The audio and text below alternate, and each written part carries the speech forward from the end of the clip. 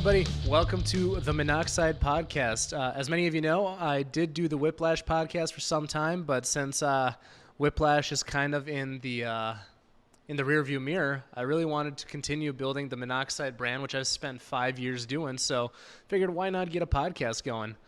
Right out the gate, I have my co-host here, Sean. Hey guys. the subtle, quiet, hey guys. And honestly, we're going to see where this thing goes.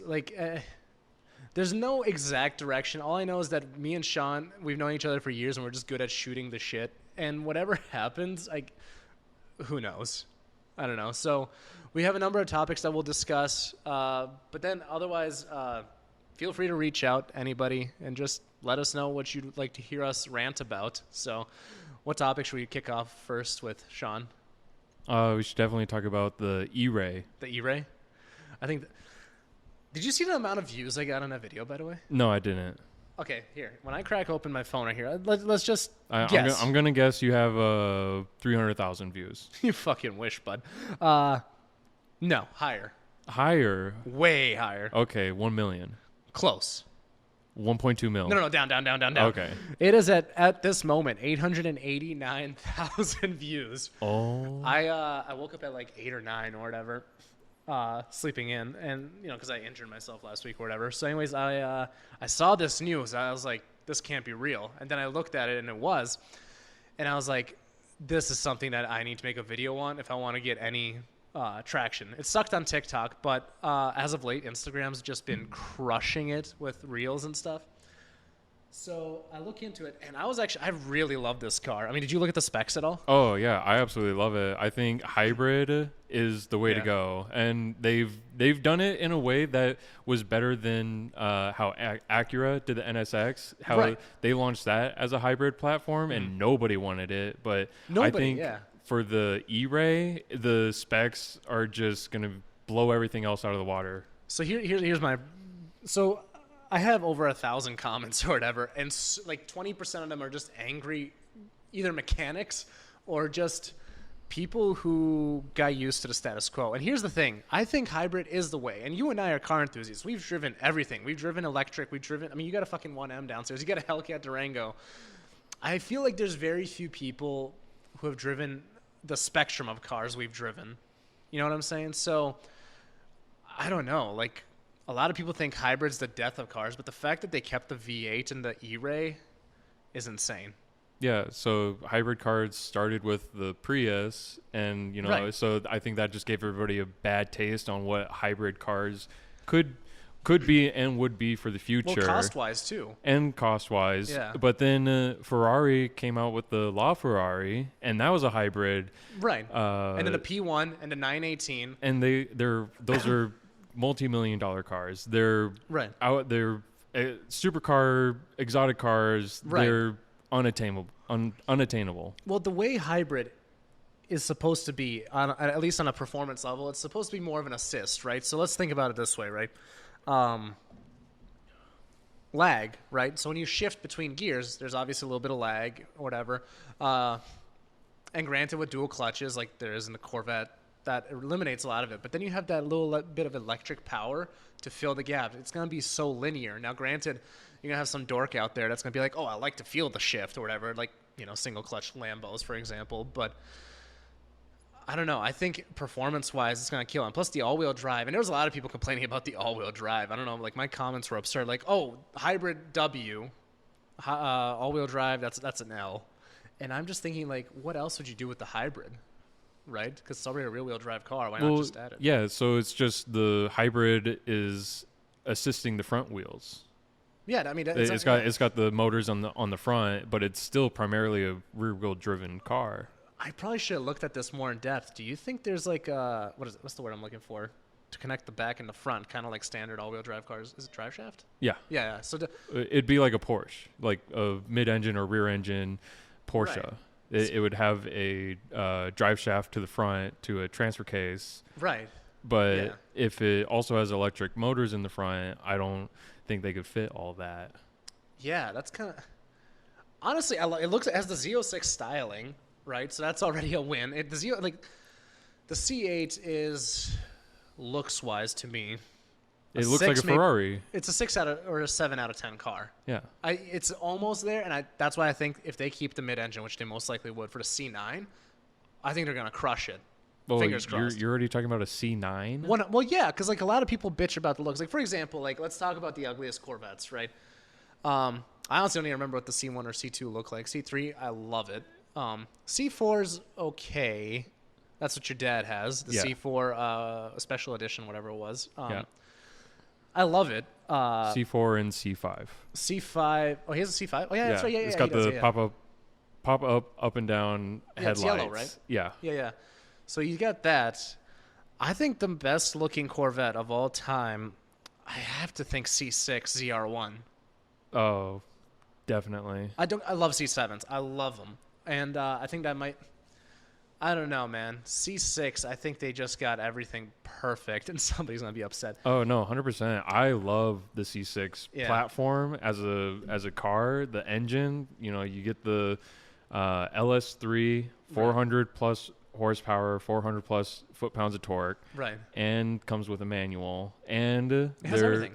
It's everything that you'd want from a driver's car that, isn't a Porsche or a Miata. And the nice thing is like, and again, it is 2023, so it is kind of an old car now. But when you think about it, right, it's modern enough to where it doesn't have too much electrical stuff that, real enthusiasts, if you want to call them that, complain about. But it has enough of them so you can actually enjoy the car too. I don't know, man. I think that's got to be the perfect car. And I think the C8, it's just a different animal. I love the all-wheel drive aspect. I'm not upset about that. I mean, no, I'm not a purist at all. I'm, 100%. If you want to do that, go ahead. Right. It's totally, up to the manufacturer. And if they think that's going to make the car better, then why not? Well, fuck making a car better. They also love making money. And let's take a moment to acknowledge Chevy for this, right? While everybody else is absolutely dropping the ball, Dodge included, and we're Dodge boys. We grew up with Dodge. Oh, yeah. Mopar, baby. Yeah. It's sad to see, and maybe it's coming at some point. Maybe they'll surprise us with like a hybrid Viper or something. But honestly, there's nothing like car enthusiast driven coming out of Dodge besides, the Hellcats we've been seeing for a decade now, almost a decade. The Fiat 124 Spider. Oh yeah, incredible, right? But look at Chevy, dude. Like, I fucking hate General Motors because one time I drove a 2018 truck and it didn't have push to start; it still had a key, and I was just like, seriously, like, what a baby. I'm all for keys. I love it. But when you're spending 80, 90K for a truck, you want that aspect. At least I thought. Some people really like the analog. Some people, I've talked to people that are still driving 2005 Chevy Suburbans because they don't want to get a push to start. Yeah, and honestly, it's really not that big of a deal either way. Like it's like, oh, just twist. Who cares, But yeah, that's kind of where I was just like, oh, the quality of Chevy is a little bit different. But now. And I've driven a C8 Stingray, and it was okay. The only issue I had was that center console. It felt a little tight on the passenger side. Like it just kind of feels like you're in a cabin. But what was I going to say?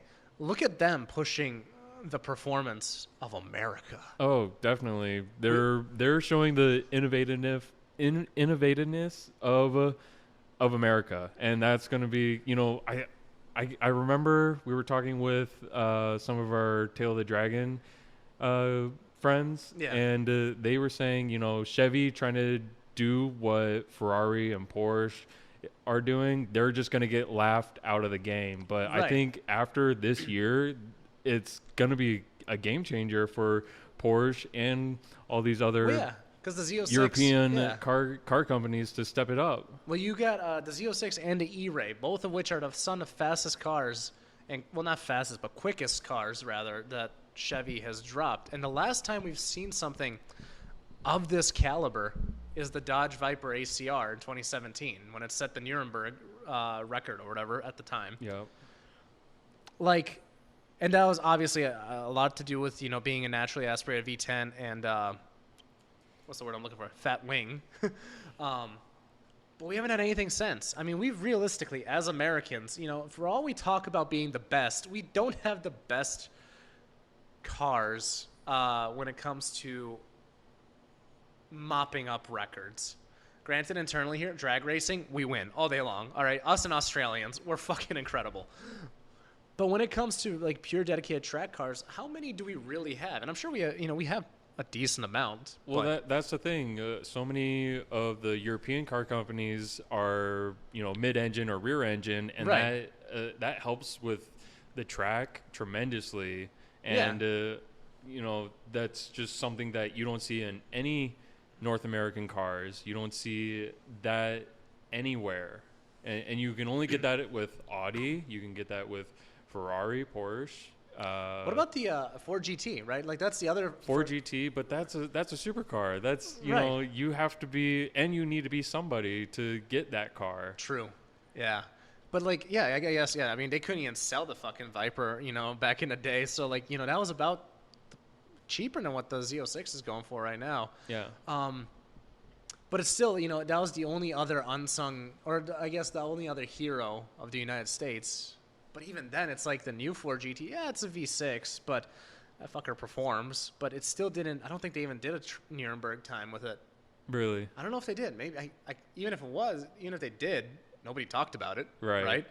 Like a lot of people know about the ACR, and I think,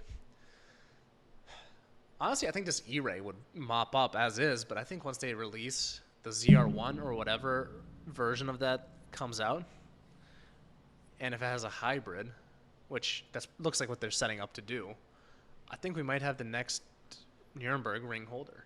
Oh, definitely. Who's the current outside of the AMG 1. I don't know if it would beat the AMG 1. Okay, yeah. Discarding F1 technology cars, that's going to be, regular road going cars. I think so. Well, this makes me so mad. The AMG 1 is street legal in Europe. You could drive it get groceries with it. In the States, we cannot. And it's just, I think it's actually emissions related, which is laughable. But I think that's what it was. I might be wrong, but it breaks my heart because we actually have one coming to the States, to Minnesota rather. Oh, nice. But it's not going to be streetable. No, it's just going to hang out at the garage. But here's where it gets goofy because, and I was talking to Alex Bellis about this. He kind of gave me a little insight on how this works. You could basically take a non-street legal car on the street if you have it going from show to show or something like that. I might be wrong on that. But yeah, it's kind of like the GTR R34s that are here in North America that were brought for show and display. They can only be shown and displayed. Yeah. I love those. I love switching gears a little bit here. Did you see the new R35? Of course. Who didn't? Quote unquote new R35? I thought it was like, oh, well, this is the R36. It's okay. And then I was like, oh, wait, I think Nissan is so deeply financially fucked, and they're just trying to milk this car for everything they can because I strongly believe they do not have the money to R&D the next. Well, they are R&Ding the R36. They just can't release it yet because they're making so much money on the R35. Right, kind of like Dodge into Hellcats because they were only going to be like, a limited edition for a while. For one more year. This is the last year of the V8. No, I'm talking Dodge. when they first came out. I think they were only going to do like 1 or 2 years of the Hellcat, and then they saw how well they were selling, and then they're like, oh, okay. And yeah, that's kind of what they did with the Durango Hellcat. You must be so mad about 2021. They said that they were only going to make something like 2,000 examples. Then they're like, oh, you know what? We're actually going to make that 3,000. And even then, that's still a very limited number for production. And then the next year, and they sell all of them. And they were selling like crazy and marked up too. So Dodge saw that, and now they're like, oh, coming back for 2023 is a Dodge Hellcat. And now you have 3,000 pissed off Hellcat Durango owners who are like, what the we just spent, marked up prices on a limited production vehicle, and now you're making more. This seriously hurts so many of the owners, and it hurts me too, because that'd be like if BMW came out with more 1Ms. They're like, you know what, we're actually going to make more of these. It ruins the value a little bit, or a lot. It depends. Which that's a good segue into the Tesla thing that Elon Musk did. Did you see that? I did. That is also a bullshit. Yeah, crazy thing to do, and they're undercutting without warning. By the way, that's the more important part. And they're undercutting every other auto seller who bought Teslas for more than what they're selling for now. So you have people like Carvana who are going to lose, hundreds of millions of dollars because they have nothing left, dude. They lost 99% of their stock. Carvana was already going down the shitter. Their business model was so bullshit, dude. That made me so angry because, listen, I get the whole delivering to people or whatever. That's great. I think dealerships should apply that model, kind of like Ferrari over here, right? Like they'll go deliver cars for customers. I get that. I'm all for that. But Carvana was basically just trying to get dealers completely out of the game. And I hear about this, through my dad a lot, because they're a competitor in a way. In a way, they're a joke. But the thing is they would basically buy up a ton of cars, overpay. And then basically what they were trying to do is basically get to scale, right? Like get big enough to justify the loss, a.k.a. running a whiplash rally. Once you get to scale, then you can make your money back. But the problem is once the pandemic hit, it was just bad timing. And that's kind of, do you kind of get what I'm trying to get at here? Sort of. Yeah. I think it was just bad timing on their part and mixed with a not stable business strategy. Otherwise, I like Carvana because, again, they delivered a car to you relatively easy. Not really. I've heard it's not easy at all. No, I just don't like it because what if you want to go see a car?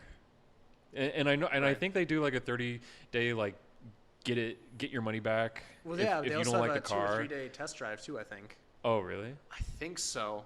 I believe it was Carvana or Vroom, one of the two. Okay. Well, anyways, I just like going to the dealership and I like talking to a person. I don't, and I know their whole business model is like, you don't have to leave your house. You get to stay in your pajamas, and we'll bring the car to you. But, for people like you and me, we want to go see the car. We want to drive the car, and then we'll know more if we want to buy that car. You want to know if you fucking fit in the car. First of all, anybody who's over 6'1", you want to, even if it's an SUV, you want to make sure that you fit in there comfortably. I remember I went to I think this is when I got my Cherokee. I fucking missed that car. That thing I could beat the piss out of that car. And I sat in a Compass because I was like, all right, well, it's, a little Karen mobile, but let's see. I sat in that thing, dude, and I felt like I was in a fucking clown car, right? It works for a lot of other people, but for us big boys, not so much. So you have to go to a dealership, I think. And I think somebody can talk you through a bad decision, too, if it's a good salesman. And that's the other thing, too. It really depends. Like, a lot of people call dealerships garbage. And honestly, there's a ton of them out there that are indeed garbage, horrible nightmare stories. But I think the consumer has to take some of the blame too, as well. Like, you're supposed to go shopping to several. You're supposed to look for the best deal. Look out for yourself. Mm-hmm. So it goes kind of both ways, I suppose. Yeah, you can't be mad at somebody for doing their job. No, and people are like, listen, dealerships got to make money too. They're not doing it for free. How dare you sell me a car? How dare you, fucking Greta? Oh my God, yeah, dude, she faked that getting arrested thing like it was a photo op. Oh, the German police said that it wasn't faked. Oh, maybe not. I don't know. Either way, I just can't stand that fucking I saw a TikTok or whatever, and it was like an interview, in her face, and the guy's like, "You talk about these Western countries. You tell them that they have to clean their shit up. Why don't you ever call Putin out or whatever?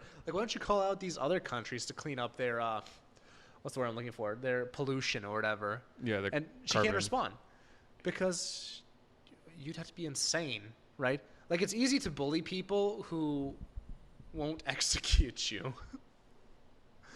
Whereas, those other countries, it's like, and again, not necessarily, but it's like they don't like being bullied.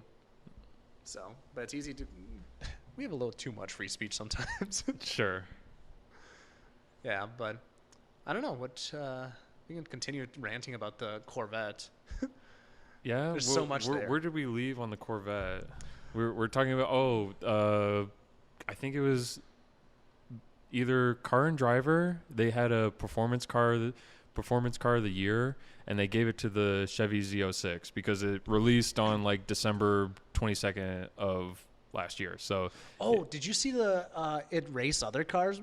I have not seen anything because the Z06 is there's probably only like a couple hundred out right now.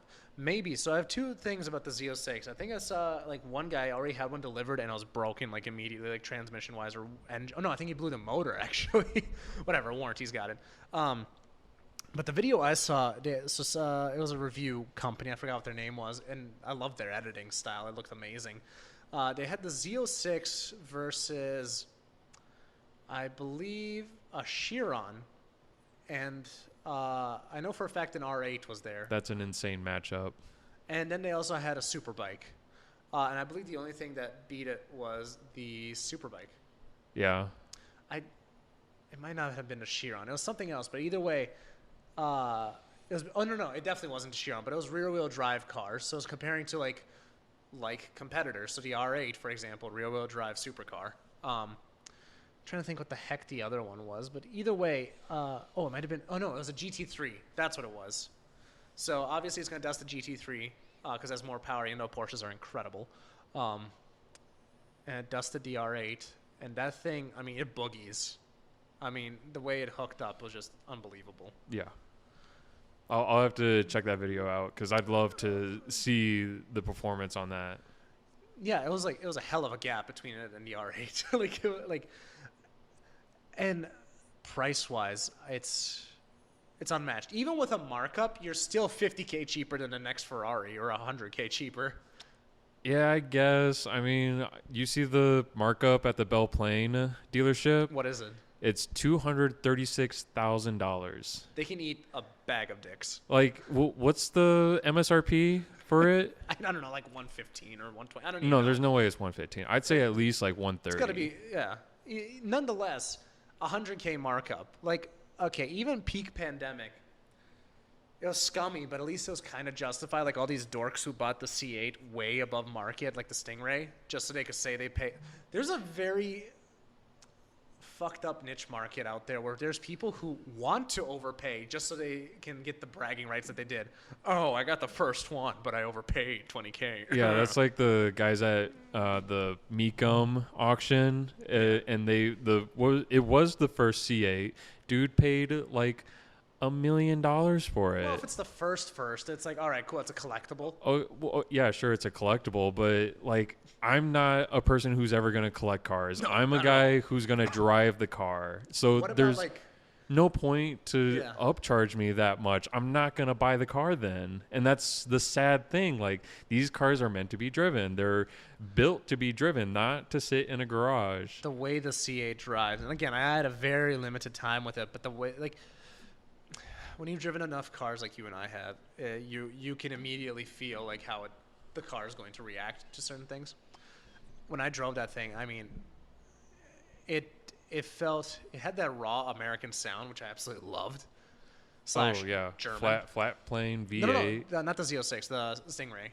Oh, yeah, that one's not flat plane, but nonetheless, it's just like it had that American aspect to it, but then it was still.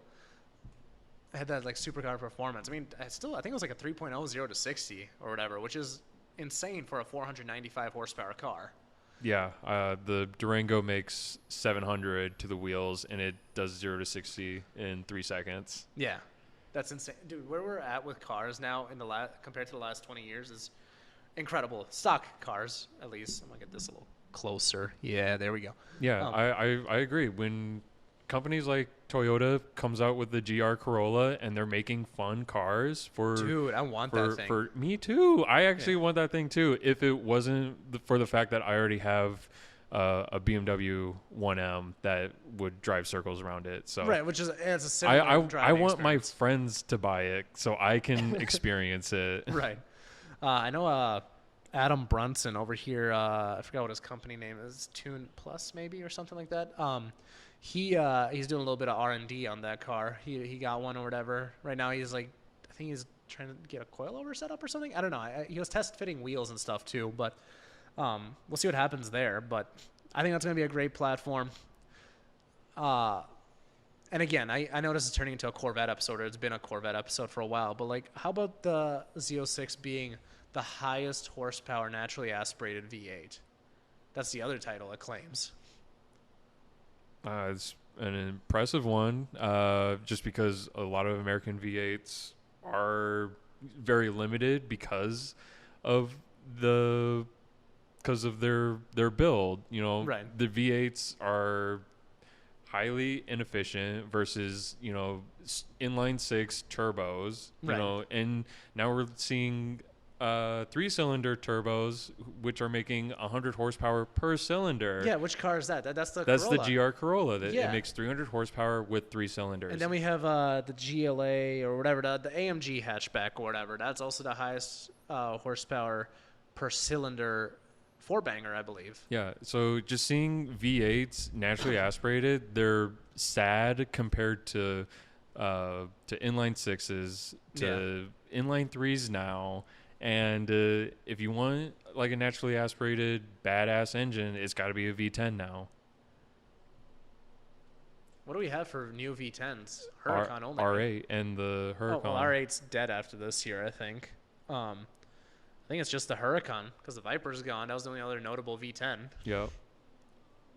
LFA was very short run, but yeah, no, just the comments that we had here was hilarious on the Corvette. I honestly I should make this a segment on the podcast. Like, just go through the comments of my viral videos, just all the hilarious hate. But like, yeah, one of the guys commented, "What's next? No more landline phones?" And I was like, I'm more of a carrier pigeon kind of guy, you know. Do you have a landline phone? I don't have a landline. No, I haven't had one in forever. What the heck? This guy's probably like 50 years old and probably it was a joke. just keeps it around so that, you know, he can feel like, oh, like somebody's calling me. Yeah, he's clowning. But people. then it's a scam caller. It's a robot caller. I remember when growing up, I had a landline in my mom's house, and we just let it ring because whoever was calling, we don't give that number out. Right. Yep. Exactly. This is another winner. Everything after the C4 is not a real Corvette was the stupidest comment I've seen in my life. And the reason being is, so I commented back, anything before the C5 is collecting Social Security.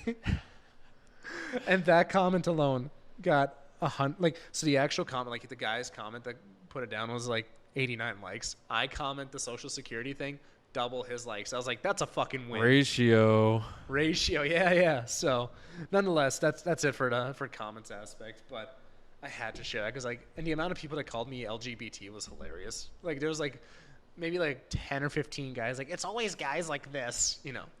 And granted, you were definitely not LGBT. This microphone makes me think otherwise.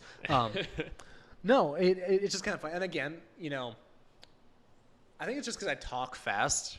I think that's the first reason why people are like, "Oh my god," you know. But I don't know. I every once in a while I get it. I'm like, nah. But it was too funny. Well, it might also be the fact that you are constantly talking about dicks. So it is a problem that you need to work on.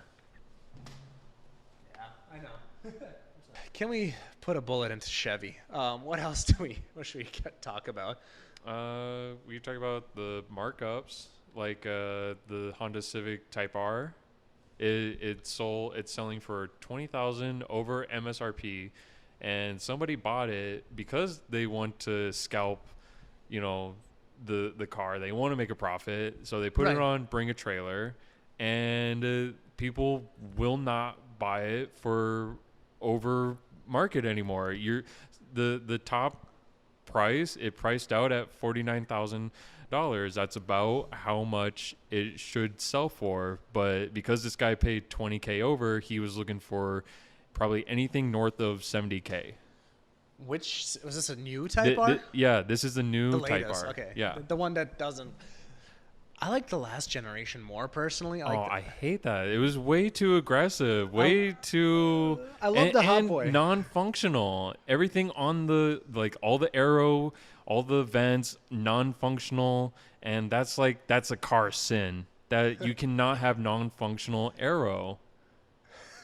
Speaking of non-functional aero, apparently one of the designers at Porsche, who's been there for 20 years, and I saw this on my Facebook, and I don't see any reason why it wouldn't be true, but basically he has on the new GT3, it might be the RS, like deep inside, and you have to look very hard to find this, but there's like a vent, and it's a fake vent. And because he's a car designer, he's a pure enthusiast for things that work. He literally has on the vent, engraved fake vent.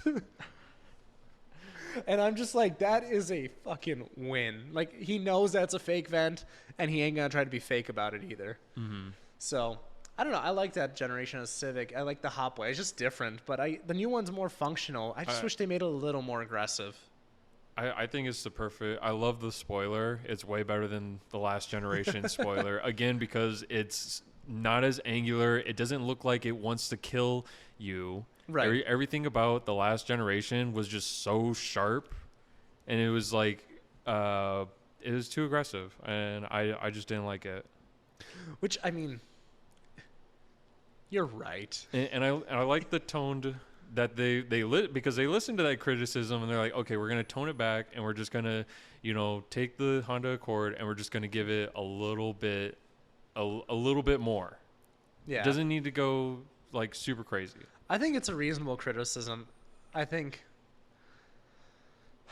a lot of people still bought them, but a lot of people complained about it. It's one of those controversial cars. There's very few cars out there that don't have controversy, at least when it comes to performance. Now, granted, everyday commuters, who cares? No, whatever. We're not talking about those cars. Yeah, this is an enthusiast podcast, but like, everybody's gonna complain about something. Like, a lot of people thought the Hellcat Durango was stupid.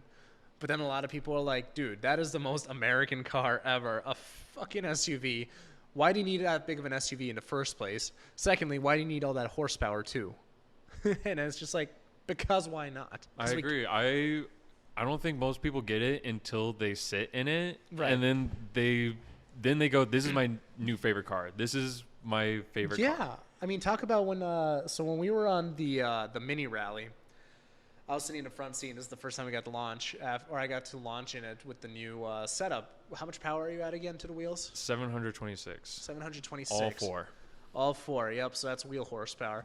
And I'm sitting in the front seat. It's, dark as hell outside. We're up in northern Minnesota. And then we go to launch it, and I just get slapped in the face with your dyno sheet. And I was like, the piece of it was sitting right there on the dash, and the fact that I got smacked with that and got it on video, by the way, you could not write something better. Like, that sounds like a Donut Media skit. Oh, 100%. No, I love that thing. I posted this on my story last week. Somebody asked me, like, what's my favorite car to drive, and I had to say Mark's Mustang.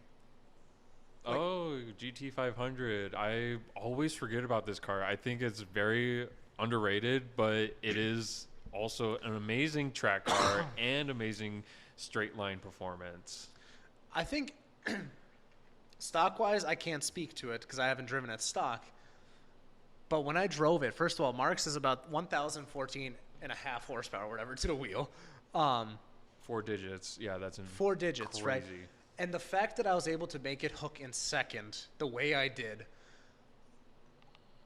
I couldn't believe it. I mean, it's literally, I have a TikTok/reel or whatever. I took Joe Rogan's voice talking about the GT500, and he calls it an American-made dragon. And honestly, there's no better way to describe it. It's, again, I grew up Dodge.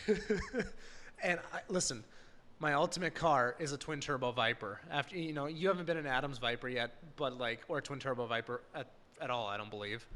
But, no, never. I wish. And that's definitely a dream car. Bucket list, because the way that Nth Moto, literally 4 miles from your house here, the way they develop their cars, I've been sideways in that car with Adam. Like, he's floored it, and we're about 130, and we're going sideways. And instead of letting off like a normal person would, you're supposed to keep your foot on the gas and let the traction control do its job. And the way that the traction in those cars is set up it's phenomenal. It's like unlike anything I've been in. Besides the Mustang, that thing, Again, and that's hilarious coming for a Mustang. Like, oh yeah, it doesn't swerve. But nobody, you've never seen a GT500 crash in one of those montages ever. Newer ones, I feel. I want to say never. I wouldn't say never, no, not at all. But there's a lot of user error out there. Like I saw a Camaro crash into a tree on a video a few weeks ago. That was, Yeah, that one was making the rounds. I saw that one. yeah, you saw that one too. Like, and I think he blipped the throttle 2 or 3 times. It's like, dude, you lost. Like, that's user error for sure. But yeah, I mean, you saw the GT500 when it was stock, the first year of Venom Rally. Yep. You know, it's keeping up with the 675 LT. Pretty Oh, good. yeah. And that thing was, the driver wasn't very good, but oh my God, that car carries. Yeah. It's, yeah, a lot of people are surprised when I say that that Mustang's probably my favorite car. Because again, you have to remember, I've driven Aventadors too. I've driven Huracans. I've driven, Teslas. I've driven quite a number of things, not to flex. Because That's kind of a flex. it is, but at the same time, it's because I talk smooth and I got soft lips. So, no. But I do have the experience, right? And, for a while, one of my favorite cars was the F-Type SVR, surprisingly, because, the way it handled was incredible. Oh, okay. So I got a story about the F-Type. I absolutely loved it when it first came out. I thought the styling was gorgeous, and I thought it was just a very cool looking car with some impressive specs on it. And then Top Gear got a hold of it. Jeremy Clarkson gave it a scathing review, and that is enough to just put anybody off the car immediately. And I immediately was like, I do not want to own this car ever.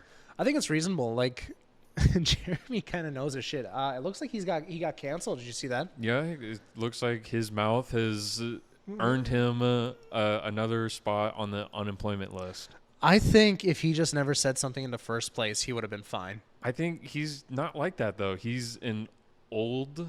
No. I mean, apologize. I don't think I don't know what he said. I don't care for whatever he said. But a lot of the time, it's the apology that gets you in trouble. I feel. He apologized? That's not like him. He did a big apology on Instagram. Yeah, I read that and I was like, what the hell is going on? And I didn't really care enough to look into it, but it's just like he's constantly taking it on the chin. Why was this so unique enough to actually apologize? And unfortunately, it looks like both of his shows are canceled. I really think he'll be okay, because if any other streaming service picks him up, they're going to make millions. They have such a dedicated fan base, and so many people stop watching Top Gear UK because he left. Like, it's just not the same. It's not the same humor. And yeah, I just watched a season of it. It wasn't bad. It just wasn't the same. It's not the same. I love their personalities. All three of them work together so well. So whatever they do is gonna make millions for whoever wants to work with them. Yeah, if anybody wants a quick cash grab at Netflix or whoever, because they had a lot of offers. I think Netflix was one of the bidders or whatever for them before Amazon picked them up. So any platform could throw however many millions and they'll make more. Definitely. And that's the thing. Like, it doesn't. That's why I'm surprised he apologized, because he knows he can get another job. He can turn around and work for somebody else and get the same pay probably. I think maybe his daughter got pissed off too. Maybe, I don't know. I mean, that's another thing. Like, if you throw in family in there, it's just like makes it a little trickier. But I don't know, man. It's a bummer. But at the same time, like I look to him to say absurd shit. We need more people like him. Because, and I'm glad, now that we're leaving the pandemic, a lot of the softness is finally disappearing. Because for a while, people got really soft. Like, they were just being pushed over by the left, or the wokeists. Not even the left, just wokeists in general. So I'm kind of glad that we're kind of getting back to normal, I mean, Starbucks wants to unionize, which is a fucking joke, but I have to work 8 hours. Oh, no. But... yeah, that's what I like, his no filter. When you see a lot of these other car reviewers, because they're being paid by these companies, and even though probably Jeremy Clarkson is also getting paid by these car companies.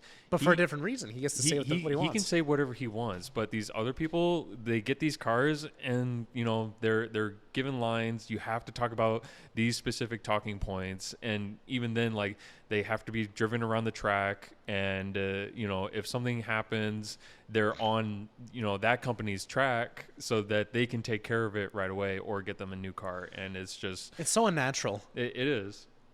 Yeah. I don't know. I'd love to see more Grand Tour. Honestly, you know, it's only been once a year. I've loved those episodes. Like, the last one was like a movie. It was like 2 hours long, dude. Yep. Like, that was insane. But, yeah. What's that BMW or whatever that everybody was making fun of like a week or two ago? I think you said it had to be something we talked about. BMW D. What's the problem with that? Just the styling? Everybody's talking about I'm guessing it might be old heads again, you know, talking about how BMW is the ultimate driving machine. This is far from it. It is an electric car. It's supposed to be, you know, a autonomous car, and it just takes everything that BMW is not about and puts it into a car form. So BMW should not be making cars like these. They should be letting their competition make cars like these. But it's, you know, the sad reality of a car company is to get as much market share as possible. And even if that means introducing an electric car that isn't focused on performance, then that's what they have to do to stay alive. I think the R&D aspect is crucial to mention there too as well, because you need the hybrids, and you know, to make the best hybrid, you have to know how to make it the best electric car too, I feel. So it's like, I think variety is the only thing that's going to win us in the future. Like, I just can't stand the people who are like, oh no, we can't have hybrid. Oh no, we can't have electric. I think we should have all of it. You know, develop all of it, and then you could take things that make this car special and combine them with the other car. And I don't know. It's going to make it very complicated for car enthusiasts in the future who end up with, you know, cars that require, you know, $1,000 worth of equipment just to, you know, tune the batteries, tune the motors. It's becoming very hard to be a car enthusiast in the future with the talks of like going electric in 2035, which is never going to happen. It's like, especially when we saw like in California, right? Like, they literally told people stop charging your cars because the power grid couldn't handle it. Right. We don't have the infrastructure to handle that. But, you know, as the years go by, our infrastructure continuously gets better and stronger. But it can never keep up. That's it very well may not keep up. Yeah.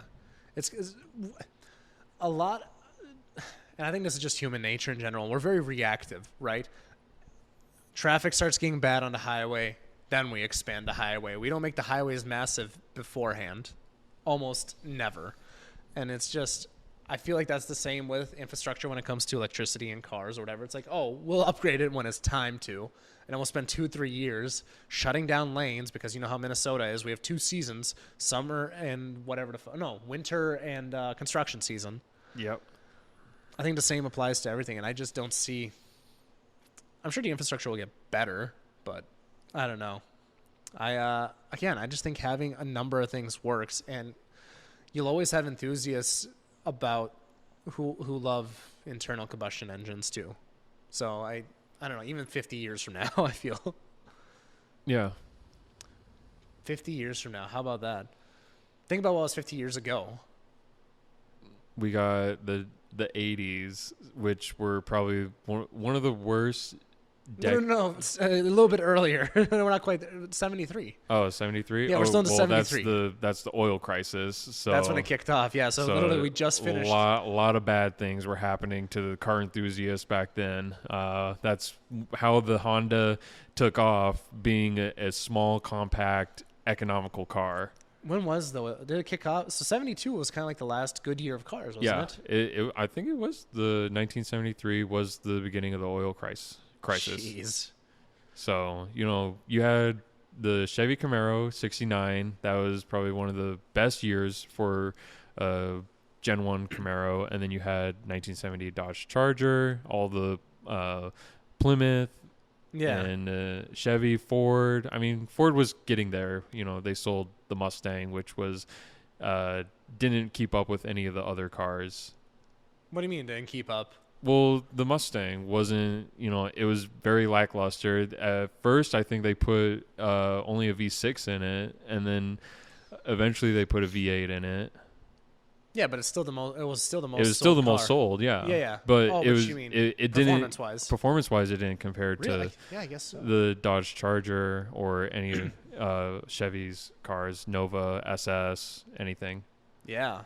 Huh. I guess I never really looked at that. Yeah, because I always knew that was the most sold. I never even looked at the performance. Come to think of it. But if you look at like 50 years, like back then, like we're not seeing any of these cars on the road right now. And are we going to see today's cars 50 years from now? Not down south, but if you go up like north of 94, oh my God, there's a ton of old farts driving those older cars. Like that, you literally see none of those classic cars down south of the metro. But all of the old heads, they're all at the meets above 94. Did you ever notice that? No. Yeah, they literally tons of classic cars at those shows up there. Like there's less modern cars. It makes no sense to me, but I think that's where the old heads are. But nonetheless, like your point still stands. Even up there, it's not like they're overwhelming the streets with them, I suppose. So, yeah, I mean, I don't know what we'll see 50 years from now, man. That's wild. I don't know what yeah, will it be electric? Will it be hybrid? I hope it's hybrid, dude. I still think that hybrid has the most potential. Oh, yeah. Like when you look at the P1 and the 918, like those will literally be daily drivers in the next 10 years. Like the performance that we saw out of those cars. Maybe 20 or 30, but nonetheless. Yeah. And, well, actually, maybe not, because I feel like we're kind of hitting a weird comfort level, right, for daily drivers. Like, I don't think they're surpassing 200-300 horsepower, unless they're like SUVs. Then we're seeing 400 or 500, but then that's it. And that's kind of stagnated, I feel like. I don't think there's a ton of growth horsepower-wise, unless cars get heavier. But, yeah, I don't know. Yeah, so as cars get heavier, you know, we're looking at maybe like a Jeep Grand Cherokee, which weighs, you know, 5,500 pounds, and they make, you know, almost 400 horsepower depending on what what engine you get. Right. So, they're quick. They pick up because you can't sell cars that are, you know, from the 90s that, you know, did 0 to 60 in 15-20 seconds anymore. Yeah. Nobody wants that. Nobody wants cars that make only 100 horsepower. And I think us having the speed limits we do now kind of restricts that. Because, like, dude, imagine getting onto a highway ramp and we had a speed limit of, like, let's say 150. And you had to merge at 150. And then you have this fucking CRV from 98 that just cannot do anything. So I think we're kind of limited by that factor. But yeah, I mean, there's only so much you can do with the performance of cars before it's like, how unsustainable. How is it? Yeah, how is this sustainable? How do you keep getting growth? Like, how does Porsche plan on selling like a new generation of faster and better Porsche in 15 years? I think we're gonna get limited by tires before anything else. I feel like we're getting so much better and better at getting more power out of ICEs. Like every time we think we can't possibly make it better. And then we do, like the Z06. We're going to hit a limit with ICEs, and it's going to then take us to hybrids. And then you're going to start seeing Porsche making hybrid Porsches with naturally aspirated or turbo inline six with motors on all four wheels to assist with either like daily driving or on the track. I was really surprised that actually they didn't really drop any hybrids besides the 918, right? They just jumped straight to the Taycan. Yep. So yeah, whereas you have a lot of other companies like, you know, let's say Ferrari, for example. Oh no, they did the e-hybrids for the Panamera. Oh, and that's right. Yeah. The Cayenne, one of their SUVs. Yeah, I think you're right there. No, 100%. It's got the lime green trim. That's right. Okay. Well, I guess they didn't just. So jump yeah, straight to it. they did have hybrid systems put in their other cars before the Take on. Yeah, I but love the the Take on, Take-On. isn't that just full on electric? Full electric, yeah. Yeah. Yeah, I think it's a great car. There's no doubts there. It has a really wide price bracket too. Yeah, looks great, and it comes in a wagon. Right, exactly, and it's competing against the Plaid or whatever. I know that it's been going back and forth with the Plaid Tesla, so on Nürburgring. So, yeah, how about that other little Hot Wheels looking car, the fastest whatever car from the Goodwood Festival? That little thing, Oh, I forgot what it was called, but I keep seeing stuff about that. That thing's insane. yeah, it just the proportions are It's so wonky, but I Literally, love it. literally like a miniature Batmobile. That's what it looks like. It literally is, yeah. It looks like somebody just threw an IMSA car into the compactor, like. But I love it. It's something different. It's a single seater, I believe. So it's like, Yeah, it's got a jet engine. yeah, or sounds like it, yeah. Yeah. Yeah. So yeah, Formula One season's coming up here soon. I'm excited for that. That'll be interesting. You don't really watch much of that. No. Maybe it would be a good year to jump in and be a Ferrari fan with me. Ferrari is like the Vikings. They get your hopes up and then they fucking let you down. Who won last year? Red Bull. Red Bull. That was the controversial championship. Uh, Yeah, that was wild. Yep. what if I want to root for somebody else like McLaren? Yeah, McLaren. Yeah, Eric picked a bad year to buy a McLaren. Fucking, they let him down really hard. But I think they got a lot of talent. Oh, what about Cadillac? I would love to see them enter. Cadillac's bid to join F1. Yeah, so the big problem there, I'm not sure how much you kept up with that, but the big problem is all the other teams are worried about their purse being divided, like making less money. Yeah, sure. They want to keep it a European game only. Right, there's that too. I mean, we have an American team there. Haas is American. It's just that I feel like they're just cheap fucks. They're not a manufacturer. You need manufacturer money. You do. That's why Mercedes crushes it. Red Bull's only, they're not a manufacturer, but they got more money than God. Like They can do whatever they want. They can do whatever they want. Yeah. They got two teams. Yeah, I would love to see an American team. Yeah, they're worried about like American sponsors being taken. That's the other idea. It's like, because, it makes sense. All the American sponsors will sponsor the American team. Except they aren't sponsoring Haas right now because they suck ass, So it's like, but if GM came in, Cadillac, I mean, you see somebody like Apple or whatever throw money, but then who cares? Because there's a spending limit as well on development. So that's the other thing. So I don't know. I think a lot of people just love to complain about exactly. bullshit. It's a no Americans allowed clubhouse. Yep. They're trying to keep it very exclusive, and it's they're gatekeeping. Especially when you think about it, GM has hybrid technology now with the ERay, so Yeah. they're ready to jump in. I don't know how much experience they have with turbos. Do they have a lot of turbo cars? I don't know if they think. I don't think they do. All their Cadillacs have turbos. Are they? Yeah, Really? 2-liter turbo, 3-liter turbos. They're I don't think the Black Wings are those supercharged, or did I they think they're turbo them? supercharged. Yeah, I think the CT6s or whatever they're turbo, aren't they? Yeah. Nonetheless, so they have the money, the know-how, and they already have a lot of the technology. They could honestly get in there, and maybe they don't crush it. Maybe they fucking flop on their face. But There's no way that they crush it in the first year, but You never know, though. It's a learning experience.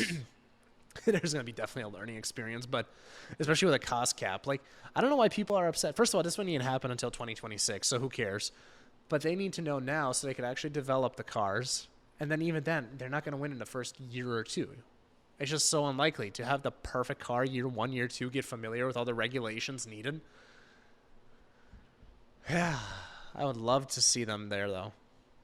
Yeah, I think it would be great for the sport. I think it would really draw in more Americans to view it. We're already all over, especially, since I went to Miami last year. That was great. That was a phenomenal race. Yeah, but I'm guessing most of the people that showed up in Miami were European. Like that's an easy flight for Europeans to take to Miami. I don't know. I think because you have to realize that was the highest attendance that we've ever. I think it was like 350,000 people throughout the course of the weekend. Wow. That kept up. Like that smoked a lot of the European treks. And that was kind of the intention. Like the numbers jumped from the year prior, right? Like even Texas, for example, right? Like the Texas event, that was record-setting this year, and that's all to do with that Netflix series. You know, like because like the Texas track's been around since 2010, I believe. So I didn't even know they did it in Texas. Yeah, so that was I only know about Miami and Vegas. Yeah, so the Texas one that's the OG American Grand. Well, not OG, but it's the only one that we've had on the calendar for quite a while. You know, and then if you go back to, I think it's the 80s or 90s, whatever, we had Indianapolis or whatever. That was like a street race. So we've had quite a few Grand Prix in the past, and then, you know, kind of died off, and now it's coming back, and now we have a boom. So we have we've always had Texas, phenomenal track. A lot of the drivers really like that track too. So go America. Miami, Vegas is coming. I think the next contender, and it looks like they're trying to get another track here. I think it might be New York. A lot of the companies have been doing marketing in New York, so I feel like that's the next logical step. But yeah, definitely. Yeah, so who knows? I don't know. I think you should get into it. I think it's great. You know, plus Drive to Survive is coming out in 3 weeks, I think. All right. Well, you got to invite me to some watch parties, because otherwise I'm not marking that on my calendar. I'm not going to know. Yeah, until you get into it. You got to get hyped up about a certain team too. Like, that's what I'm saying. I like McLaren. I think McLaren's a very cool car company that make really awesome cars. They did great last year. I think they did.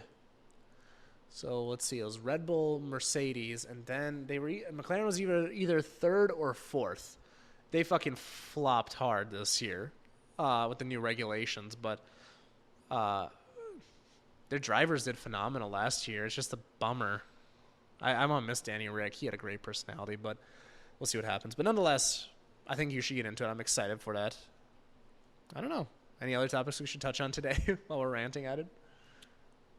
I'm out of topics. Yeah, out of topics. Yeah, I think this is a good, solid first podcast. I really like. I think the back and forth is great. I think there's a lot of potential here. Obviously, we'll do some work on the setup here. We'll get the TV up next time. We'll get some video going, and then I'm curious. We could play around with how the lighting looks and all that fun stuff. But I'm excited, man. I think.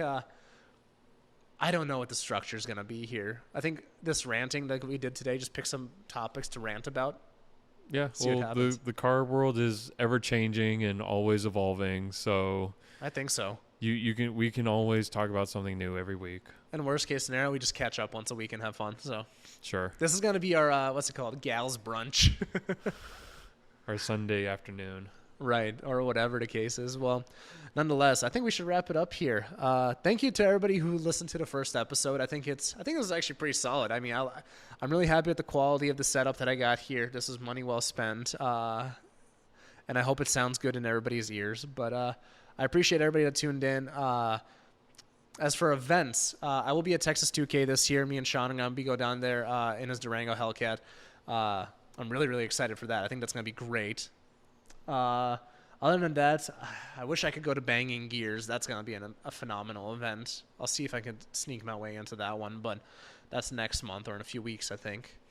And then car season, I mean, that's only 3.5 months away. April's Caffeine and Octane. I saw they already had an event posted, so yeah. I'm interested. Definitely got to show up. Yeah. I can't wait to order my summer tires. I don't think I'll go quite crazy with any R888s yet, but yeah, I think that's excessive. But but I think that's it. So thank you, everybody. I look forward to seeing you on the next one. Yep. See you guys. See you later.